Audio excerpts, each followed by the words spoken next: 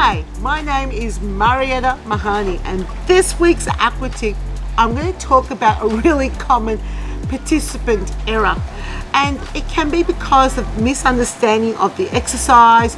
Maybe they're new and they haven't done much exercise in the water. They're trying to interpret what you're doing on land and they're doing this.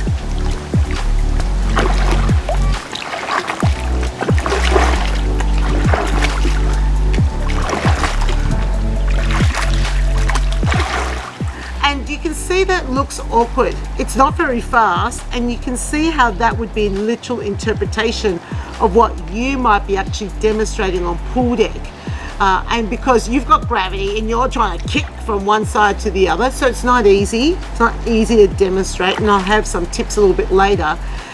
But you want them to be able to move with a bit more flow. So for example, hopping from one leg to the other and getting that bounce, which makes it so much easier to perform the movement pattern.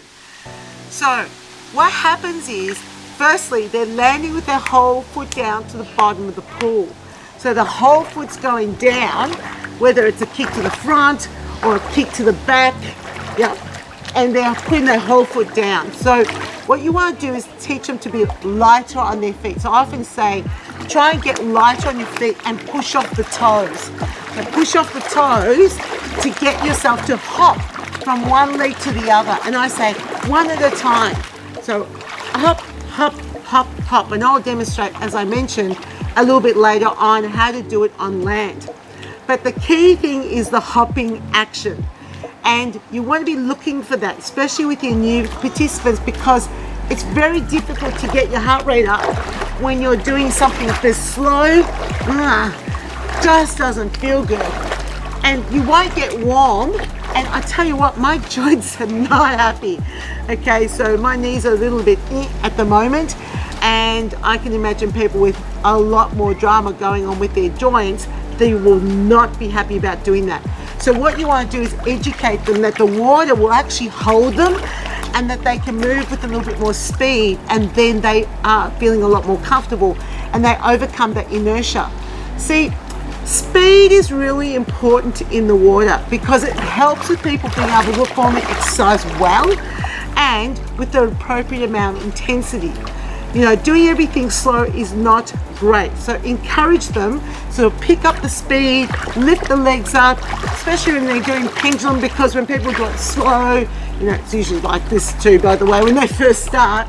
But when they do it slow and they don't understand that they need to hop from one side to the other, it can be quite difficult. So there's some cues I will share about how you can get people to move a little bit quicker so that they can feel a lot more comfortable and they can learn how to move better in the water.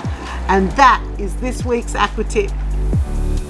The teaching tips I'm going to share with you now are going to be very useful, especially when you do have clients that don't understand the application of hopping from one leg to the other. Now, if you do have tools like an Aqua frame, this makes your life much easier. So I'm going to start here and then talk about some other methods as well. So doing the hopping from one leg to the other might not be something that's accessible for a lot of us, especially if we're not very athletic. So being able to hop from one leg to the other to demonstrate that movement might not be doable because of our ability, maybe also because of our pool surface. And if you're an instructor that gets in and out of the water, it might actually be unsafe for you to do that too. So how do you teach it? Well, you can start off with the classic movement where the leg is lifting up from one leg to the other, and then teach people to hop from one side to the other. That's one way you can do it. If you have the frame, you just get into the frame. The easiest option is to sit so that your bottom is on the frame, and then you can teach the lightness of movement from one leg to the other by saying things like, now kicking, hopping from one leg to the other. And then you demonstrate the arms, fingers open, turning the palms, looking back over your shoulder. The other thing that you can do is hold yourself up off the frame and then demonstrate the bouncing motion a little bit more clearly. You'll need a bit of upper body strength here to be able to demonstrate that. So holding yourself up here, say, okay, let's do a front kick, kicking from one leg to the other, and now adding the arms.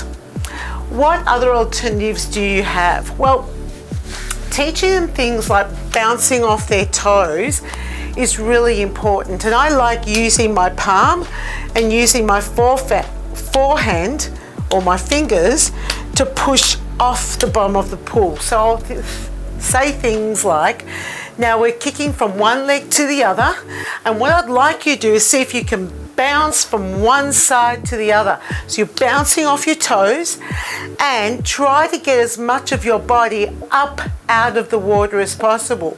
You want your body to lift vertically up out of the water. So there I drop myself down and I push my fingers up to demonstrate height out of the water. The key thing here though is also to indicate how much their arms are going to need to be used, because your arms help with driving that motion through the water. Also, when you're teaching on pool deck, drop your body down. So lifting yourself up out of the water.